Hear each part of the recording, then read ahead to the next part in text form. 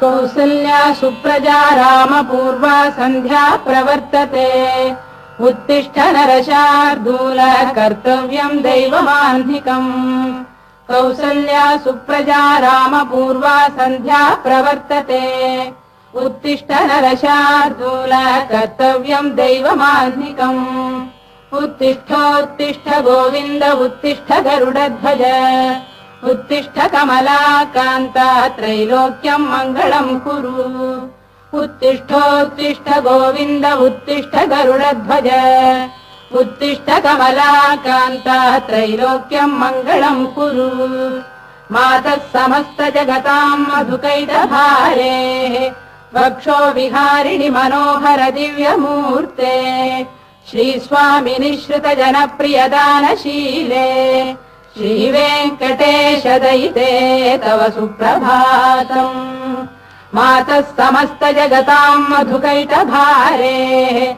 वक्षो विहारिणि मनोहर दिव्यमूर्ते। श्रीस्वामिनि श्रुत जनप्रियदानशीले। श्रीवेङ्कटेश दयिते तव सुप्रभातम्। तव सुप्रभातमरविन्दलोचने।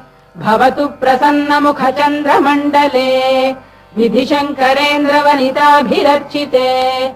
वृषशैलनाथ दयिते दयानिधे। अत्र्यादि सप्त ऋषयः समुपास्य सन्ध्याम्। आकाश सिन्धु कमलानि मनोहराणि। आदाय पादयुगमर्चयितुम् प्रपन्नाः। शेषाद्रिशेखर विभो तव सुप्रभातम्। पञ्चाननाब्ज भव षण्मुख वासवाद्याः। त्रैविक्रमादिचरितम् विबुधास्तु वन्दी। भाषापतिः पठति वासर शुद्धिमारात्। शेषाद्रिशेखर विभो तव सुप्रभातम्। ईषत् प्रफुल्ल सरसीरुहनारिकेल पूगद्रुमादिषु मनोहर पालिकानाम्।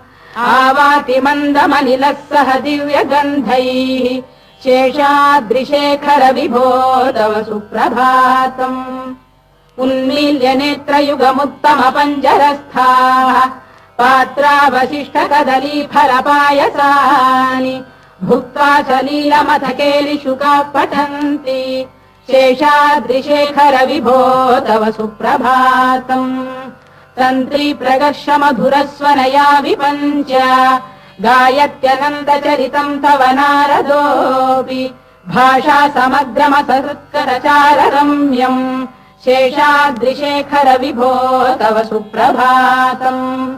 भृङ्गावळी च मकरन्दरसानुविद्ध झङ्कार गीत निनदैः सह सेवनाय। वीर्यात्युपान्त सरसी कमलोदरेभ्यः। शेषाद्रिशेखर विभो तव सुप्रभातम्। योषा गणेन वरदध्नि विमथ्यमाने। घोषालयेषु दधिमन्थन तीव्र घोषाः। रोषात् कलिम् विदधते ककुभश्च कुम्भाः। शेषाद्रिशेखर विभो तव सुप्रभातम्। पद्मेश मित्र शतपत्र गतालिवर्गाः। हर्तुम् श्रियम् कुवलयस्य निजाङ्गलक्ष्म्या। भेरी निनादमिव बिभ्रति तीव्रनादम्। शेषाद्रिशेखर विभो तव सुप्रभातम्। श्रीमन्नभीष्टवरदाखिल लोकबन्धो। श्री श्रीनिवास जगदेक दयैक सिन्धो। श्रीदेवतागृह भुजान्तर दिव्यमूर्ते। श्रीवेङ्कटाचलपते तव सुप्रभातम्। श्रीमन्नभीष्टवरदाखिल लोकबन्धो। श्री श्रीनिवास जगदेक दयैक सिन्धो। श्रीदेवतागृह भुजान्तर दिव्यमूर्ते। श्रीवेङ्कटाचलपते तव सुप्रभातम्।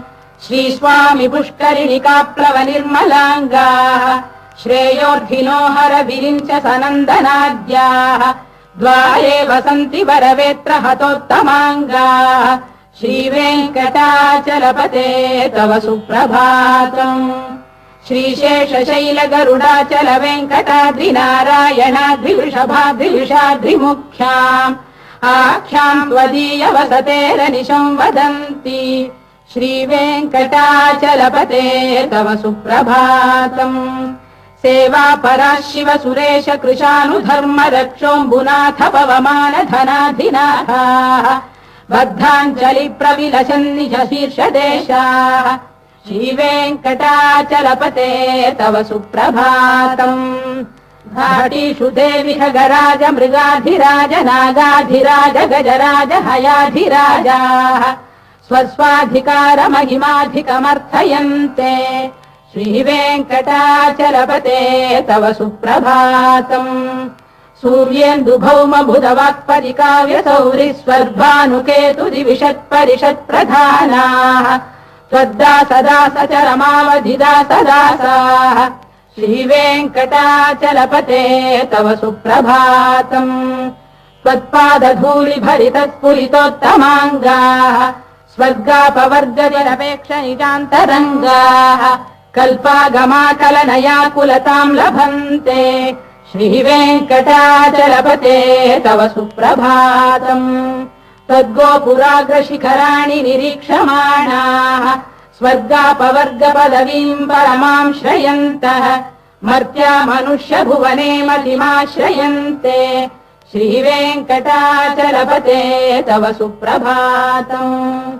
श्रीभूमिनायक दयादिगुणामृताब्धे देवादिदेव जगदेक शरण्यमूर्ते श्रीमन्ननन्त गरुडादिभिरर्चिताङ्घ्रे। श्रीवेङ्कटाचलपते तव सुप्रभातम्। श्रीपद्मनाभ पुरुषोत्तम वासुदेव वैकुण्ठ माधव जनार्दन चक्रपाणे श्रीवत्स चिह्न शरणागत पारिजात। श्रीवेङ्कटाचलपते तव सुप्रभातम्। कन्दर्पदर्पहर सुन्दर दिव्यमूर्ते कान्ताकुजाम्बुरुह कुड्मललोल दृष्टे कल्याण निर्मल गुणाकर दिव्य कीर्ते।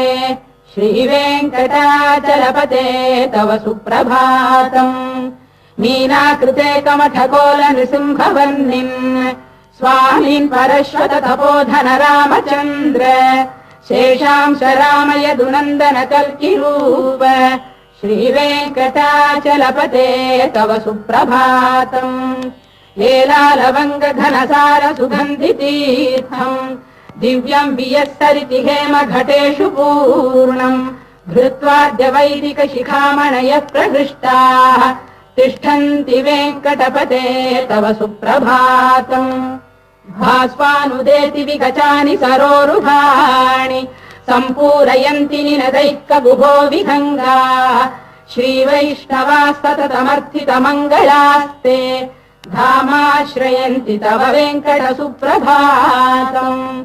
ब्रह्मादयः सुरवराः समहर्षयस्ते सन्तः सनन्दन मुखास्तव योगिवर्याः धामान्तिके तव हि मङ्गलवस्तु हस्ताः। श्रीवेङ्कटाचलपते तव सुप्रभातम्। लक्ष्मीनिवास निरवद्य गुणैक सिन्धो संसार सागर समुत्तरणैकसेतो वेदान्त वेद्य निज वैभव भक्त भोग्य। श्रीवेङ्कटाचलपते तव सुप्रभातम्। लक्ष्मीनिवास निरवद्य गुणैक सिन्धो संसार सागर समुत्तरणैकसेतो वेदान्त वेद्य निज वैभव भक्त भोग्य। श्रीवेङ्कटाचलपते तव सुप्रभातम्। इत्थम् वृषाचलपतेरिह सुप्रभातम्। ये मानवाः प्रतिदिनम् पठितुम् प्रवृत्ताः तेषाम् प्रभात समये स्मृतिरङ्गभाजाम् प्रज्ञाम् परार्थ सुलभाम् परमाम् प्रसूते। इत्थम् वृषाचलपतेरिह सुप्रभातम्। ये मानवाः प्रतिदिनम् पठितुम् प्रवृत्ताः तेषाम् प्रभात समये स्मृतिरङ्गभाजाम् प्रज्ञाम् परार्थ सुलभाम् परमाम् प्रसूते। कमलाकुच चूर्चुक कुङ्कुमतो नियतारुणितातुल नीलतनो कमलायतलोचन लोकपते विजयी भव वेङ्कटशैलपते। कमलाकुचूचुक कुङ्कुमतो नियतारुणितातुलनीलतनो कमलायतलोचन लोकपते विजयी भव वेङ्कटशैलपते सचतुर्मुख षण्मुख पञ्चमुख प्रमुखाखिल दैवतमौलिमणे शरणागत वत्सल सारनिधे परिपालय माम् वृषशैलपते अतिवेलतया तव दुर्विषहैरनुवेलकृतैरपराधशतैः भरितम् त्वरितम् वृषशैलपते परया कृपया परिपाहि हरे अधिवेङ्कटशैलमुदारमतेर्जनताभिमताधिकदानरतात् परदेवतया गदितान्निगमै कमलादयितान्न परम् कलये कलवेणुरवावशगोपवधू शरकोटिवृता स्मरकोटिसमात् रतिवल्लविकाभिमताः सुखदा वसुदेवसुतान्न परम् कलये अभिराम गुणाकर दाशरथे जगदेकधनुर्धर धीरमते रघुनायक राम रमेश विभो वरदो भवदेव दया जलधे अवनीतनया कमनीय करम् रजनीकर चारुमुखाम्बुरुहम् रजनीचर राजतमो मिहिरम् महनीयमहम् रघुराममये सुमुखम् सुहृदम् सुलभम् सुखदम् स्वनुजम् च सुखाय ममोघशरम् अपहाय रघुद्वहमन्यमहम् न कथञ्चन कञ्चन जातु भजे विना वेङ्कटेशम् ननाथो ननाथ सदा वेङ्कटेशम् स्मरामि स्मरामि हरे वेङ्कटेश प्रसीद प्रसीद प्रियम् वेङ्कटेश प्रयच्छ प्रयच्छ विना वेङ्कटेशम् ननाथो ननाथ सदा वेङ्कटेशम् स्मरामि स्मरामि हरे वेङ्कटेश प्रसीद प्रसीद प्रियम् वेङ्कटेश प्रयच्छ प्रयच्छ अहम् दूरतस्ते पदाम्भोजयुग्म प्रणामेच्छयागत्य सेवाम् करोमि सकृत्सेवया नित्यसेवा फलम् त्वम् प्रयच्छ प्रयच्छ प्रभो वेङ्कटेश अज्ञानिना मया दोषानशेषान् विहितान् हरे क्षमस्वत्वम् शेषशैलशिखामणे अज्ञानिना मया दोषानशेषान् विहितान् हरे क्षमस्वत्वम् शेषशैलशिखामणे ईशानाम् जगतोऽस्य वेङ्कटपतेर्विष्णोः पराम् प्रेयसीम् तद्वक्षस्थल नित्यवासरसिकाम् तत्क्षान्तिसंवर्धिनीम् पद्मालङ्कृतपाणिपल्लवयुगाम् पद्मासनस्थाम् श्रियम् वात्सल्यादिगुणोज्ज्वलाम् भगवतीम् वन्दे जगन्मातरम् ईशानाम् जगतोऽस्य वेङ्कटपतेर्विष्णोः पराम् प्रेयसीम् तद्वक्षस्थल नित्यवासरसिकाम् तत्क्षान्तिसंवर्धिनीम् पद्मालङ्कृतपाणिपल्लवयुगाम् पद्मासनस्थाम् श्रियम् वात्सल्यादिगुणोज्ज्वलाम् भगवतीम् वन्दे जगन्मातरम् श्रीमन्कृपाजलनिधे कृत सर्वलोक सर्वज्ञ शक्तनकवत्सल सर्वशेषिन् स्वामिन् सुशील सुलभाश्रित पारिजात श्रीवेङ्कटेश चरणौ शरणम् प्रपद्ये श्रीमन्कृपाजलनिधे कृत सर्वलोक सर्वज्ञ शक्तनकवत्सल सर्वशेषिन् स्वामिन् सुशील सुलभाश्रित पारिजात श्रीवेङ्कटेश चरणौ शरणम् प्रपद्ये आनूपुरार्पित सुजात सुगन्धि पुष्प सौरभ्य सौरभकरौ समसन्निवेशौ सौम्यौ सदानुभवनेऽपि नवानुभाव्यौ श्रीवेङ्कटेश चरणौ शरणम् प्रपद्ये सद्यो विकासि समुदित्वर सान्द्र राग सौरभ्य निर्भर सरोरुपसाम्यवार्ताम् सम्यक्षु साहस पदेषु विलेखयन्तौ श्रीवेङ्कटेश चरणौ शरणम् प्रपद्ये रेखामयध्वज सुधाकलशातपद्रवज्राम्बुशाम्बुरुहकल्पकशङ्खचक्रैः भव्यैरलङ्कृततलौ परतत्त्वचिह्नैः श्रीवेङ्कटेश चरणौ शरणम् प्रपद्ये ताम्रोदरद्विपराजितपद्मरागौ बाह्यैर्महोभिरभिभूत महेन्द्रनीलौ उद्यन्नखांशुभिरुदत्त शशाङ्कभासौ श्रीवेङ्कटेश चरणौ शरणम् प्रपद्ये सप्रेम भीति कमलाकर पल्लवाभ्याम् संवाहनेऽपि सवधिक्रममादधानौ कान्थाववाङ्मनस गोचरसौ कुमार्यौ श्रीवेङ्कटेश चरणौ शरणम् प्रपद्ये लक्ष्मीमहीतदनुरूप निजानुभाव नीलादि दिव्यमलिशीकर पल्लवानाम् आरुण्य संक्रमण तक्किल सान्द्ररागौ श्रीवेङ्कटेश चरणौ शरणम् प्रपद्ये निज्ञानमद्भिः शिवादि किरीटकोटि प्रत्युप्रदीप्त नवरत्न महप्ररोहैः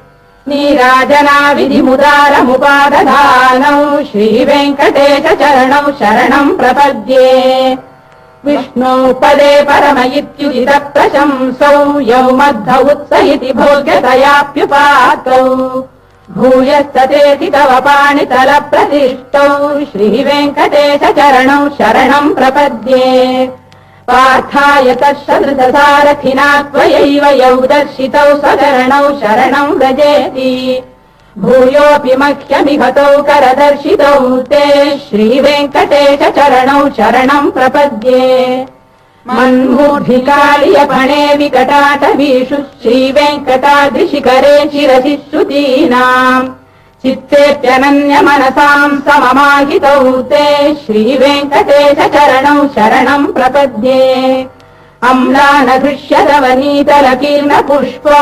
श्रीवेङ्कटाद्रिशिखराभरणायमानौ आनन्दिताखिल मनोनयनौ तवैतौ श्रीवेङ्कटेश चरणौ शरणम् प्रपद्ये प्रायः प्रपन्न जनता प्रथमावगाह्यौ मातुस्तनाविव शिशोरमृतायमानौ प्राप्तौ परस्पर तुलामतुलान्तरौ ते श्रीवेङ्कटेश चरणौ शरणम् प्रपद्ये सत्त्वोत्तरैः सतत सेव्य पदाम्बुजेन संसारतारकदयार्द्रदिगञ्चलेन सौम्योपयन्तृमुनिना मम दर्शितौ ते श्रीवेङ्कटेश चरणौ शरणम् प्रपद्ये तत्त्वोत्तरैः सतत सेव्य पदाम्बुजेन संसारतारकदयार्द्रदिगञ्चलेन सौम्योपयन्तृमुनिना मम दर्शितौ ते श्रीवेङ्कटेश चरणौ शरणम् प्रपद्ये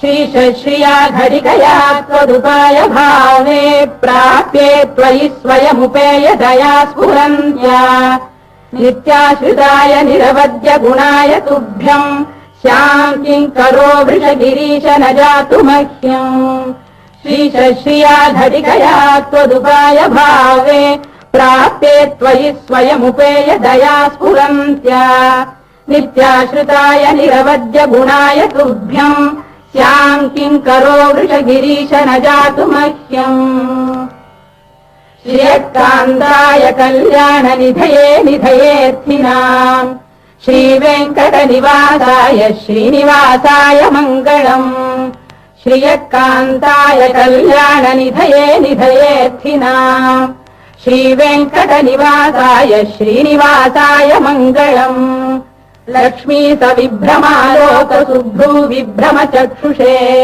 चक्षुषे सर्वलोकानाम् वेङ्कटेशाय मङ्गलम् श्रीवेङ्कटाद्रिशृङ्गाद्रमङ्गलाभरणाङ्गये मङ्गलानाम् निवासाय श्रीनिवासाय मङ्गलम् सर्वावयव सौन्दर्य सम्पदा सर्वचेतसाम् सदा सम्मोहनायास्तु वेङ्कटेशाय मङ्गलम् नित्याय निरवध्याय सत्यानन्दचिदात्मने सर्वान्तरात्मने श्रीमद्वेङ्कटेशाय मङ्गलम् स्वतः सर्वविदे सर्वशक्तये सर्वशेषिणे सुलभाय सुशीलाय वेङ्कटेशाय मङ्गलम् परस्मै ब्रह्मणे पूर्णकामाय परमात्मने प्रयुञ्जे परतत्त्वाय वेङ्कटेशाय मङ्गलम् आकालतत्त्वमशान्तमात्मनामनुपश्यताम् अतृप्त्यमृतरूपाय वेङ्कटेशाय मङ्गलम् प्रायः स्वचरणौ पुंसाम् शरण्यत्वेन पाणिना कृपया दिशते श्रीमद्वेङ्कटेशाय मङ्गलम् दयामृततरङ्गिण्यास्तरङ्गैरिव शीतलैः अभाङ्गैः सिञ्चते विश्वम् वेङ्कटेशाय मङ्गलम् श्रद्भूषाम्बरहेतीनाम् सुषमावसमूर्तये सर्वार्तिशमनायास्तु वेङ्कटेशाय मङ्गलम् श्रीवैकुण्ठविरक्ताय स्वामि पुष्करिणीतटे रमया रममाणाय वेङ्कटेशाय मङ्गलम् श्रीवैकुण्ठविरक्ताय स्वामि पुष्करिणीतटे रमया रममाणाय वेङ्कटेशाय मङ्गलम् श्रीमत्सुन्दरजामातृमुनिमानसवासिने सर्वलोकनिवासाय श्रीनिवासाय मङ्गलम् मङ्गलाशासनपरैर्मदाचार्य पुरोगमैः सर्वैश्च पूर्वैराचार्यैः सत्कृतायास्तु मङ्गलम्।